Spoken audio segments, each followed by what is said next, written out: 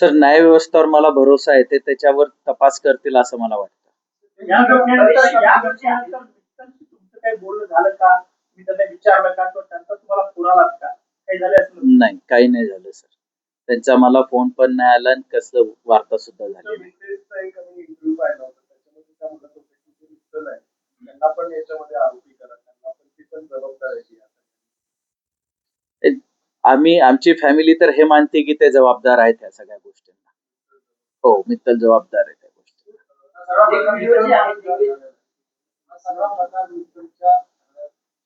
भाग वाटतो असू शकतो सर. अनेक व्हिडिओ जे आहेत त्या ह्याच्यामध्ये त्या सगळ्यात यामध्ये दोघंही खुश होते तसं दिसते पण मग केदारनाथ काही सांगितलं होतं का तुम्हाला की नाही, भांडणं वगैरे कधी नाही बोलला. पण तो म्हणायचा की ही कधी कधी खूप नाराज होती या कधी कधी चिडती. तर असा फोन लगातार एंगेज राहतो. तर आम्हाला वाटलं की नवीन नवीन असतात जेव्हा मुलं मुली भेटतात तर थोडं बहुत असतं. यापेक्षा असतात थोड्या बहुत टायमाच्या ह्याच्या त्याच्या. हा तर वर्किंग होता तर त्याच्यामुळे असतील. म्हणून आम्ही ते समजायचो की बेटा काही हरकत नाही, नवीन आहे, होत असतं. समजून घ्यायची बाजू आहे आपल्याला, समजून घ्या. हा मुद्दा नव्हता काढायचा गुन्हा झाला त्या दिवशी नेमकं काय झालं होतं सिया ज्यावेळेस हे सगळे घडले त्यावेळेस पहिला फोन सियाने सियाच्या आईला केला होता असं बोललं जातं. तुम्हाला कधी कळलं तो थोडासा सिक्वेन्स सांगू शकाल का? सर, आम्हाला सियाच्या आईचा फोन माझ्या मिसेसला आला होता की केतन लोगड फोर्डवरनं पडला. आम्ही घरनं इमिजिएट निघालो. जो काही टाइम लागला असेल त्याला तो लागला.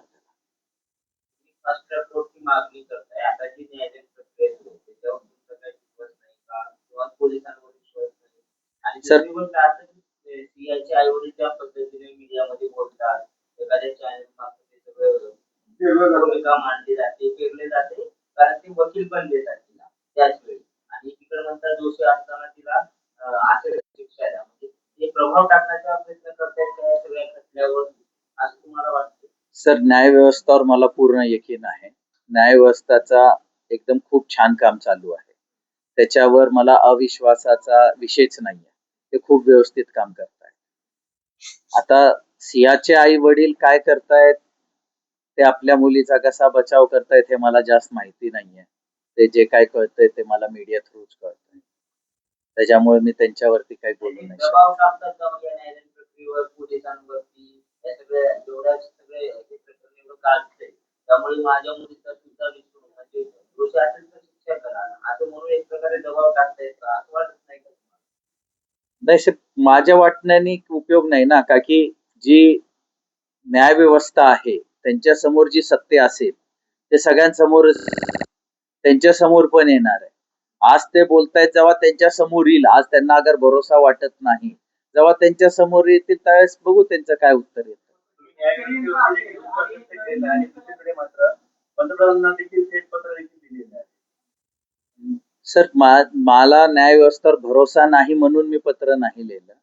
मी फक्त एक माझी व्यथा पंतप्रधान साहेबांना, प्रेसिडेंट साहेबांना व्यक्त केली आहे की असं असं घडलंय माझ्या मुलासोबत. जी काही चूक नव्हती. तो एक चांगला सुशिक्षित मुलगा आज काम करणारा होता आणि त्याच्यासोबत असा अन्याय झालाय आणि त्याच्यासाठी फक्त मी एवढीच त्यांना प्रार्थना केली की तुम्ही लवकरात लवकर निष्पक्ष न्याय मिळावा त्याला, याची मी प्रार्थना केली.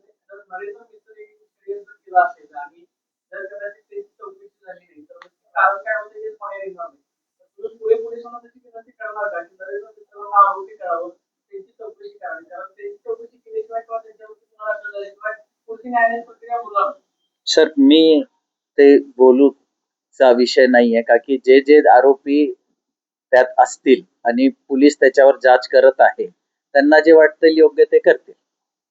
आरोपी झाल्यानंतर मग षडयंत्र बघायचं असेल नरेंद्र विठ्ठलांनाही सगळं माहिती होतं माहिती असून त्यांनी केलं वाईट षडयंत्राचा भाग असतो नरेंद्र विठ्ठलांवरती गुन्हा दाखल झाला नाही चौकशी केलेलं त्यांनी सगळं बाहेर कसं येणार? नाही, आता ते पोलिसांचं इन्व्हेस्टिगेशन पार्ट आहे की ते काय प्रकारे करतायत.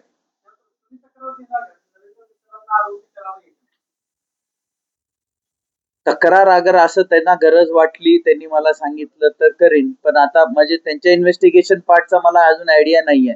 का की मला जे जे काय वाटत होतं मी ते पोलिसांना सांगितलेलं आहे ऑलरेडी.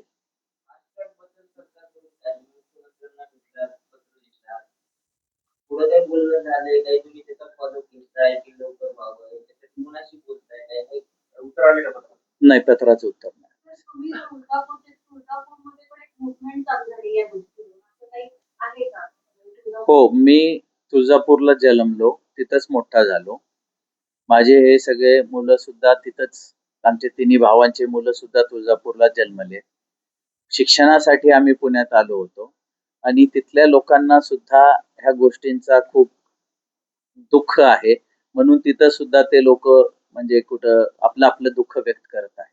समाजाकडून कशा प्रकारची प्रतिक्रिया आणि सांगते किंवा आपल्या या संघर्षाच्या लढाईमध्ये सहभाग आहे? मी सगळ्या समाजांना हात जोडून विनंती करतो, आतापर्यंत तुम्ही माझा सगळ्यात खूप चांगला साथ दिलाय. अजून मला न्याय भेटण्यासाठी सगळ्यांनी माझा असाच साथ द्यावा आणि ह्या दोघा आरोपीला व ह्याच्यात जे जे आरोपी असतील, जे समोर येतील पोलीस मध्ये, त्या सगळ्यांना शिक्षा भेटण्यासाठी माझा सहयोग करावा अशी मी त्यांना विनंती करतो. पाठीमागे तुम्ही इंडियाची घोषणा म्हटलं की दोन गडावर ही परिस्थिती ज्यांनी पाहिली त्यांनी पुढे यावं असं आवाहन केलं होतं. तसं काही तुमच्याशी कोणी कॉन्टॅक्ट वगैरे केलाय? ते माझ्याशी कोणी कॉन्टॅक्ट नाही केलं. मी त्यासाठीच आवाहन केलं की त्यांनी पोलिसांकडे जावं आणि त्यांनी त्यांच्याशी काय असेल ते सांगावं. याच्यामध्ये काही जे मोबाईल रिकव्हरी केले आणि त्या चॅटिंग आणि व्हिडिओवरून असं लक्षात येतं की अनेक महिन्यांपासून ज्या वेळेस लग्न ठरलं त्यानंतर सगळ्यांतरी कट रचला गेला. त्यामध्ये कॉन्ट्रॅक्ट किलिंगचा देखील एक पर्याय होता, स्लो पॉइझनिंग करणार, या ज्या काही गोष्टी बाहेर येत आहेत वेगवेगळ्या माध्यमातून तर कितपत सर, सत्यच असेल ना, म्हणजे पोलीस हे जी गोष्ट सांगू शकेल, मी कसं सांगू शकणार? इन्व्हेस्टिगेशन हे पोलीस डिपार्टमेंट करतोय.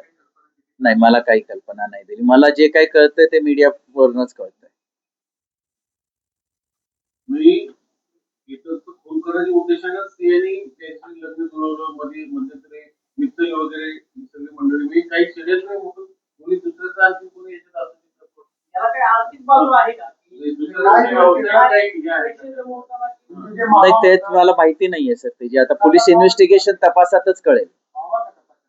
हा तपास तर व्हायलाच पाहिजे ना. तुमचा आणि त्यांचा काही नाही नाही नाही, कसलाही ही बातमी जी विचार करता काहीतरी नाही नाही, कसलाही व्यवहार नाही सर. सर, मी सून आणायला गेलतो माझ्या घरासाठी. मी माझ्या पोराचं, हर एक बाप हा स्वप्न बघतो की आपल्या पोराचं लग्न व्हावं, त्याचा सुखी संसार व्हावं, त्याचे मुलं बाळ व्हावे, आपण म्हातारपणी त्यांचे लेकरं खेळावे. म्हणून मी माझ्या पोरासाठी एक सून आणायला गेलतो, माझ्या घरासाठी एक सून आणायला गेलो होतो. पण आज माझी परिस्थिती अशी आहे की माझा मुलगाच नाही राहिला आणि असल्या गोष्टी झाल्या माझ्यासोबत.